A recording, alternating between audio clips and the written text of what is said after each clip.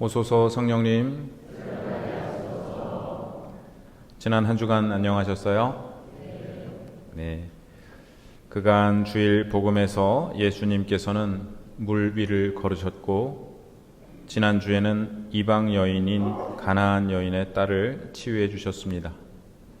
오늘은 이 예수님이 누구이신가에 대한 중요한 고백이 수제자의 입을 통해 이루어집니다. 예수님과 제자들은 카이사리아 필리피 지방에 이르셨습니다. 카이사리아는 로마 황제 카이사르를 기리는 이름이고, 필리피는 헤로데의 아들 필리포스의 이름에서 왔습니다. 이곳에는 그리스 신화에서 목축을 관장하던 신인 판을 숭배하던 신전이 있었습니다. 로마의 권력과 이방 종교의 흔적이 강하게 남아있는 이곳에서 예수님께서 물으십니다. 사람의 아들을 누구라고들 하느냐? 제자들은 대답합니다. 세례자 요한이라고 합니다. 그러나 어떤 이들은 엘리야라 하고, 또 어떤 이들은 예레미야나 예언자 가운데 한 분이라고 합니다. 예수님에 대해 사람들은 세례자 요한이 되살아난 것으로, 또는 승천한 엘리야가 다시 오신 것으로 생각하였고, 유다와 성전의 멸망을 예언함으로써 백성들에게 지속적으로 고난을 받았던 예레미야 예언자가 다시 온 것으로 생각하기도 하였습니다. 예수님께서는 다시 물으십니다. 그러면 너희는 나를 누구라고 하느냐? 그러자 베드로가 대답합니다. 당신은 살아계신 하느님의 아들 그리스도이십니다. 살아계신 하느님이 무슨 의미일까요? 스스로 살아계시며 세상을 다스리고 계신 하느님이시라는 의미입니다. 그러므로 베드로는 그리스 신화의 신이 아니라 하느님께서 살아계시고, 로마 권력이나 헤로데의 아들이 아니라 하느님께서 다스리고 계시며, 예수님은 그 하느님의 아들 메시아시라고 고백한 것입니다. 예수님은 말씀하십니다. 시몬 바르요나야, 너는 행복하다. 살과 피가 아니라 하늘에 계신 내 아버지께서 그것을 너에게 알려주셨기 때문이다. 바르요나는 요나의 아들이라는 뜻입니다. 베드로는 예수님을 하느님의 아들이라 부르고, 예수님은 베드로를 요나의 아들이라 부르십니다. 이어서 말씀하십니다. 너는 베드로이다. 내가 이 반석 위에 내 교회를 세울 터인즉 저승의 세력도 그것을 이기지 못할 것이다. 베드로는 돌, 반석이라는 뜻입니다. 아람어로는 케파라고 하는데요. 그래서 예수님께서 하신 말씀은 아마도 너는 케파이다. 이 케파 위에 내 교회를 세우겠다 이셨을 것입니다. 이어서 말씀하십니다. 나는 너에게 하늘나라의 열쇠를 주겠다. 그러니 내가 무엇이든지 땅에서 매면 하늘에서도 매일 것이고, 내가 무엇이든지 땅에서 풀면 하늘에서도 풀릴 것이다. 오늘 제1독서에서 하느님께서 다윗 집안의 열쇠를 힐키야의 아들 엘야킴에게 주셨듯, 다윗의 후손이신 예수님께서는 하늘나라의 열쇠를 요나의 아들 시몬 베드로에게 주신 것입니다. 예수님께서 주신 매고 푸는 권한은 첫째, 신앙을 가르치고, 둘째, 신앙 공동체에 사람을 받아들이거나 내보내며, 셋째, 죄를 용서하는 영적 권한을 의미합니다. 이 말씀 위에 가톨릭 교회가 서 있습니다. 가톨릭 교회는 베드로 사도를 첫 번째 교황으로 모시고 그 후계자들을 통하여 사도적 계승이 이루어지고 있다고 믿는 교회입니다. 그러한 믿음의 근거는 너는 베드로이다. 내가 이 반석 위에 내 교회를 세우겠다 라는 주님의 말씀입니다. 이 말씀을 어떻게 이해해야 하는지에 대해 다양한 해석이 있었습니다. 가톨릭 교회는 주님께서 베드로 위에 당신의 교회를 세우셨으며 그 베드로의 신앙 고백이 교회의 기초를 이룬다고 믿습니다. 하지만 어떤 이들은 예수님께서 베드로 개인이 아니라 베드로가 고백한 신앙 위에 교회를 세우신 것이라 말하기도 합니다. 이러한 해석은 자칫 누구든 새롭게 신앙을 고백하면 주님께서 그 사람 위에도 새로운 교회를 세우신다고 이해할 가능성이 있습니다. 그렇다면 이런 의문이 듭니다. 예수님께서는 왜 당신께서 믿음을 극찬하신 백인 대장이나 가나안 여인 위에 교회를 세우지 않으셨을까요? 그들의 믿음 위에도 교회를 세우셔야 하지 않았을까요?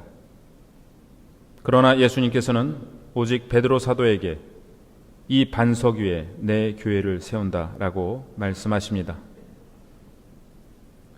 베드로는 제자단의 대표였고 예수님께서 붙잡히셨을 때 도망친 다른 제자들과 달리 예수님을 따라갔으며 예수님을 모른다고 3번 부인했지만 내가 돌아오거든 형제들에게 힘이 되어다오라는 예수님의 말씀을 기억하고 돌아왔습니다. 예수님께서는 부활하신 후 베드로에게 나타나시어 물으십니다. 요한의 아들 시몬아, 너는 이들이 나를 사랑하는 것보다 더 나를 사랑하느냐? 예수님께서는 베드로의 사랑한다는 고백을 3번 들으실 때마다 말씀하십니다.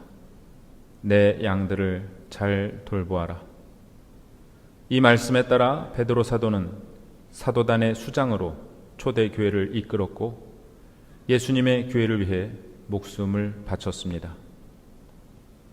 우리는 니케아 신경을 바치며 하나이고 거룩하고 보편되며 사도로부터 이어오는 교회를 믿나이다 라고 고백합니다.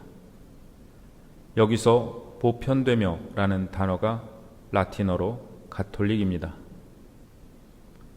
가톨릭이라는 말은 모든 사람을 향해 열려 있고 온 세상에 퍼져 있으며 그리스도의 복음을 온전히 간직한 보편 교회라는 의미입니다. 또한 교회라는 말은 3가지 의미를 지니는데요. 첫째는 전례를 하려고 모인 하느님 백성을 의미합니다.